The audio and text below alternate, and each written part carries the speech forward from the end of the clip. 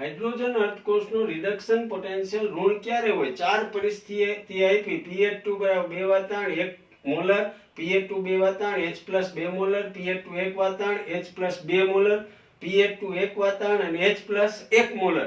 મિત્રો hydrogen ધ્રુવનું reduction ની વાત કરે છે એટલે H+ વત્તા ઇલેક્ટ્રોન બરાબર 1/2 H2.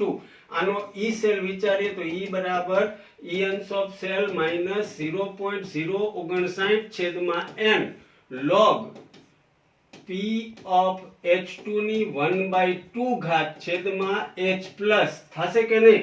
આ નિપજ છે ને આ પ્રક્રિયક છે. હવે આ ચાર વિકલ્પમાંથી મિત્રો એ વિકલ્પ મૂકશો તો અહીંયા 2 નો 1/2 ઘાત આવશે છેદમાં H+ ની 1 મોલર લેશો, અહીંયા log 2 ની 1/2 ઘાત લેશો એટલે ઋણ આવશે. 0 માંથી ઋણ થાય એટલે E નું મૂલ્ય ઋણ આવશે. એટલે મિત્રો અહીં અજય રાજાણીનો એ વિકલ્પ આવે. લાંબા વિડીયોમાં બધા વિકલ્પો સમજાવશે રાજાણી સાહેબ. અહીં એક જ વિકલ્પ એ વિકલ્પ આવશે તે જ સમજાવેલ છે.